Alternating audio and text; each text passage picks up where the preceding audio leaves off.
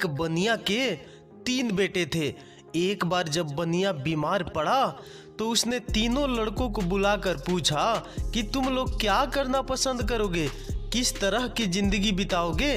बड़े लड़के ने कहा कि वह दुकान से ही गुजारा कर लेगा। छोटा बेटा बोला कोई अच्छा सा व्यापार कर लूँगा। लल्लू जो कि सबसे छोटा था बोला मैं तो चोरी करूँगा। एक बार कहीं तगड़ा हाथ पड़ जाए तो बरसों तक कुछ करने की जरूरत नहीं पड़ेगी। उसकी बात सुनकर बनिए को बहुत दुख हुआ। बोला बेटे चोरी करना आसान काम नहीं है, पकड़े गए तो मार मार कर भुर्ता बना दिया जाता है, उसके लिए अकल की बड़ी ज़रूरत है।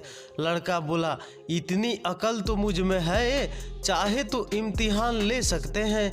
बनिए ने कहा तो तुम्हें दिल्ली जाकर अकबर बादशाह का घोड़ा चुराना होगा, जिसे पिछले दिनों काबुल से मंगाया गया है।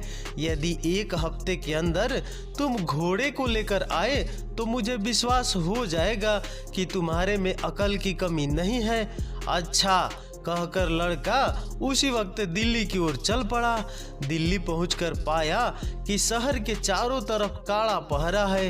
वह बाहर सड़क पर रुक गया और सोचने लगा कैसे अंदर चला जाए। कुछ देर बाद उसने एक नाई को आते देखा। पास आने पर पूछा भाई कहाँ जा रहे हो। नाई ने बताया कि वह रोज हजामत करने शहर जाता है, यही उसका धंधा है। पूछा तुम कौन हो। लड़का बोला कि मुझे जानी राम कहते हैं और मैं भी इस शहर में जाना चाहता हूँ। नाई ने बताया कि शहर के अंदर वही आदमी जा सकता है जो कुछ काम करता हो, फालतू आदमी को शहर में नहीं घुसने दिया जाता। सुनकर जानी राम सोचने लगा कैसे शहर में घुसा जाए। नाई से वह बोला अच्छा भाई मैं वापस ही लौट जाऊंगा, लेकिन मेरी हजामत तो बनाते जाओ। नाई ने उसकी बात मान ली, बोला बैठ जाओ। जानी राम बैठ गया, किंतु पानी न होने के कारण हजामत कैसे बनती। तभी जानी राम ने दूर एक तालाब की ओर इशारा किया और बोला वहां से कटोरी में पानी भर कर लाओ, तभी हजामत बनेगी। नाई ने अपनी पेटी वहीं रख दी और पानी लेने चला गया। अब क्या था, जानी राम ने पेटी को कंधे पर लटकाया और अपने को नाई बताकर तेजी से शहर के अंदर घुस गया। शहर पहुंचकर वह एक भटियारी के पास रहने लगा। धीरे धीरे उसने भटियारी को काबू में कर लिया। उससे बोला अगर तू होशियारी से मेरा काम करती रहेगी तो तुझे रोज 1 असरफी दूंगा। बुढ़िया राजी हो गई तो उसने बताया कि आज से मेरा नाम जानी चोर है, किसी को पता नहीं चलना चाहिए कि जानी चोर कहाँ रहता है। अगले दिन उसने एक पर्चा लिखकर बुढ़िया को दिया कि उसे ले जाकर दरबार में डाल दे। पर्चे में लिखा था बादशाह सलामत, जानी चोर इस शहर में आ चुका है, वह आपके काबुली घोड़े को चुरा लेगा। बुढ़िया ने वह पर्चा अपने तोते को दिया और तोता उसी वक्त पर्चे को दरबार में डाल आया। बादशाह ने पर्चा पढ़ा तो चकित रह गया और बोला जानी चोर की यह हिम्मत, ससुरे को घोड़े की पूंछ से न बंधवा दिया तो कहना। बादशाह ने ऐलान कर दिया कि आज रात को जो हमारे घोड़े को रखवाली करेगा उसे 500 रुपये इनाम में दिए जाएंगे। सुनकर एक लालची सुनार दरबार में पहुंचा और घोड़े की रखवाली का काम ले लिया।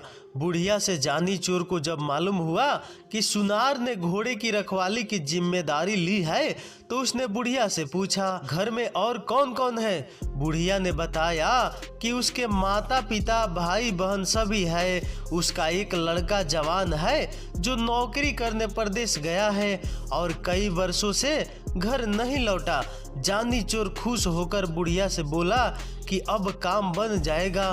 तू लोहा पीतल और गिलट के कुछ टुकड़े जमा कर उसकी एक पोटली बना ले, बाहर से सुंदर रेशमी कपड़ा लपेट देना। बुढ़िया ने वैसा ही किया। शाम के वक्त जानी चोर ने पोटली बगल में रखी और सुनार के घर जा पहुंचा। घर पर उस रात सुनार की घरवाली और उसके लड़के की बहू थी। जानी चोर ने दरवाजा खटखटाया और माँ को पुकारा। सुनार की घरवाली बुढ़िया हो चुकी थी, आंखों से साफ साफ दिखता न था। आवाज सुनते ही उठ बैठी, बहू को भी जगा दिया। अरे मेरा सुमेर आ गया, बहू उठ, देख तो इतने दिनों के बाद सुमेर लौटा है। बहू भी उठ खड़ी हुई। माँ ने बेटे को गले लगाया, बोली अब तो तेरी आवाज, रंग रूप सब कुछ बदल गया है मेरे लाल। हाँ माँ, 12 वर्षों में तो तुम भी बदली बदली सी लग रही हो। पास ही बहू घूंघट काढ़े खड़ी थी। जानी चोर ने पिता के बारे में पूछा। मालूम हुआ कि वे आज पहरे पर गए हैं। शहर में जानी चोर आया है, वह बादशाह के घोड़े को चुराना चाहता है। रात में बहू ने बढ़िया खाना बनाकर उसे खिलाया।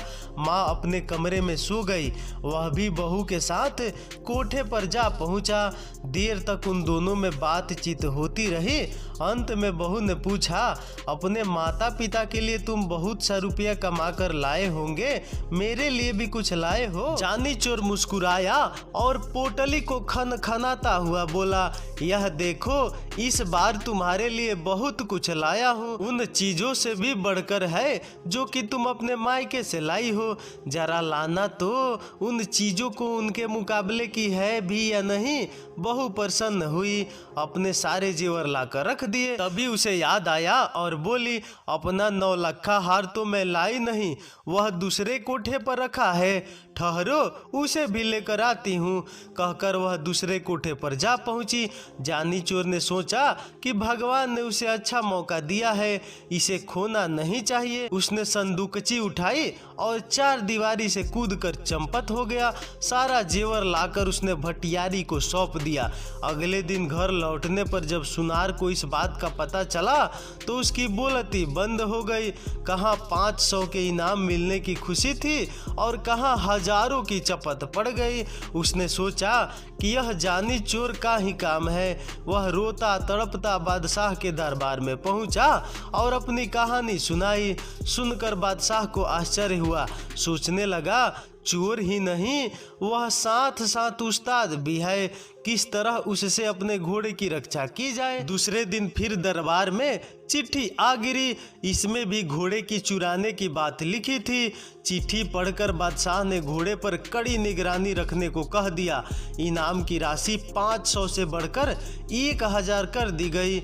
इस बार घोड़े की रखवाली के लिए कोई तैयार नहीं हुआ। लोग सोचने लगे कहीं इनाम के चक्कर में घर का माल भी न चला जाए, किंतु शहर के कोतवाल से रहा नहीं गया। वह मूंछों पर ताव देता हुआ बोला, अब उस बदमाश को मैं देखूंगा, पकड़कर बांध न दिया तो कहना। जानी चोर ने भटियारी से फिर पता लगाया कि इस बार पहरे पर कोतवाल साहब आए हैं। उसने दुल्हन जैसे कपड़े पहन लिए और एक थाली में धूप बत्ती जलाकर मंदिर की ओर चल पड़ा।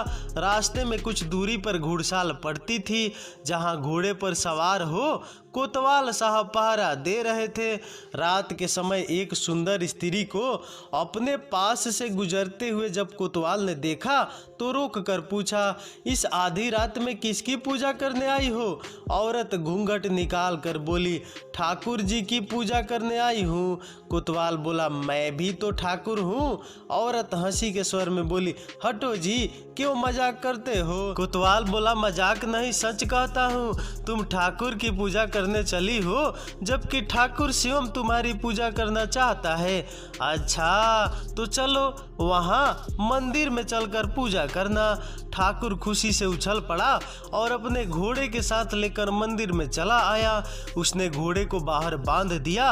हथकड़ी, बेड़िया और बंदूक लेकर औरत के साथ मंदिर के आंगन में जा धमका। हथकड़ी बेड़ियों को देखकर स्त्री ने पूछा, ठाकुर जी यह सब क्या है? कोतवाल ने बड़े प्रेम से उसे समझाया कि ये चोर डाकुओं के गहने हैं, मैं इन्हें पहनकर देखूंगी। यह कहकर स्त्री ने हथकड़ियाँ लेकर अपनी कलाइयों में डाल ली। उसकी कलाइयों से हथकड़ियाँ निकलते हुए कोतवाल बोला, यह तुम्हारे पहनने की चीज नहीं है, तुम्हारी कोमल कलाइयाँ इससे बल खा जाएगी। स्त्री ने हठ की, नहीं जी, मैं इन चीजों को पहनकर देखना चाहती हूँ कि कैसे पहनी जाती है। अच्छा तो रुक जाओ, मैं तुम्हें दिखाता हूँ इन्हें कैसे पहना जाता है। जैसे जैसे मैं बताता जाऊँ वैसे ही तुम मुझे पहनाते जाना। कहकर उसने अपने हाथों में हथकड़ी और पैरों में बेड़ियाँ डलवा दी। फिर मुस्कुराता हुआ बोला, देख लिया, इस तरह पहना जाता है, अब इन्हें खोल दो। कोतवाल की बात सुनकर स्त्री जोर से हंस दी। उसने अपनी नकली वेशभूषा को अलग किया और बंदूक उठाकर कोतवाल की छाती पर रख दी। पूजा करोगे बरखुरदार? जानी चोर की पूजा करना क्या आसान समझा है? जानी चोर का रूप देखते ही कोतवाल के होश उड़ गए। गिड़गिड़ाता बोला, भाई इस बार माफ कर दो, आगे से कभी तुम्हारे आड़े न आऊंगा। किंतु जानी चोर कब सुनने वाला था। उसने कोतवाल को एक रस्सी से बांध लिया, उसके मुंह में कपड़ा ठूसकर घोड़े पर बिठाया और बादशाह के महल के आगे फेंक कर चंपत हो गया। सवेरा होते ही शहर में हलचल मच गई। जानी चोर ने कोतवाल की वह दशा बनाई जो आज तक कभी न बनी थी। लोग जानी चोर के नाम से थर थर कांपने लगे। दरबारियों को लगा कि अब उसके हाथों से घोड़े को बचाना मुश्किल है, दांव लगने पर वह घोड़े को अवश्य ही उड़ा लेगा। दरबार में भी पर्चा आ गिरा जिसमें काबुली घोड़े को जल्दी से भगाने की बात लिखी हुई थी। इस बार 5,000 रुपये इनाम रखने पर भी कोई रखवाली के लिए तैयार नहीं हुआ। बादशाह को बड़ी चिंता हुई कि किस तरह घोड़े की रक्षा की जाए और जानी चोर को जिंदा पकड़ा जाए। कोई उपाय न सूझा तो बादशाह ने स्वयं निश्चय किया कि वे अपने हाथों चोर को पकड़ेंगे। सोचकर बादशाह उसी काबुली घोड़े पर बैठकर पहरा देने लगा। जानी चोर ने पता लगा लिया कि इस बार स्वयं बादशाह पहरे पर है। वह एक बुढ़िया का रूप बनाकर मंदिर वाली सड़क पर जा बैठा और चक्की आगे रख अनाज पीसने लगा। सड़क के किनारे बुढ़िया को अनाज पीसते देख बादशाह ने पूछा, इस वक्त किसके लिए अनाज पीस रही हो? बुढ़िया हाँफती हुई बोली, क्या करूं सरकार, बुढ़ापा बहुत बुरा है और उससे भी बुरी चीज है गरीबी। दिन में मोहल्ले के बच्चे पगली कहकर चिढ़ाते हैं, इसलिए रात में यहाँ आकर काम करती हूँ। अभी अभी एक सिपाही आया था, पीसने के लिए गेहूं दे गया है, अभी आकर ले जाएगा। सुनकर बादशाह घोड़े से उतर पड़ा। पूछा, क्या नाम था उस सिपाही का? बुढ़िया ने माथे से पसीना पूछा और बोली, नाम तो सरकार वह जानी जानी कुछ बता रहा था। बादशाह को विश्वास हो गया कि वही जानी चोर है। उसने बुढ़िया से पूछा, वह कितनी देर में लौट कर आएगा? आता ही होगा सरकार। बादशाह ने सोचा, चोर को पकड़ने का इससे अच्छा मौका नहीं मिलेगा। वह बुढ़िया से बोला, तू मेरे कपड़े पहन ले और मुझे अपने कपड़े दे ताकि मैं उसे पकड़ लूं। वह सिपाही नहीं चोर है, मैं उसे पकड़कर बादशाह के पास ले जाऊंगा। बादशाह ने अपने कपड़े पहनाकर उसे मंदिर के आंगन में भेज दिया, साथ ही अपना काबुली घोड़ा भी उसके हवाले कर दिया। स्वयं उसने बुढ़िया के फटे पुराने कपड़े पहन लिए और सड़क के किनारे बैठकर चक्की घुमाने लगा। हाथ में घोड़ा आते ही जानी चोर फूला न समाया। वह तुरंत घोड़े पर चढ़ा और एड़ लगाते हुए बोला, बादशाह सलामत, तुम चक्की पीसते रहो। जानी चोर यह भागा।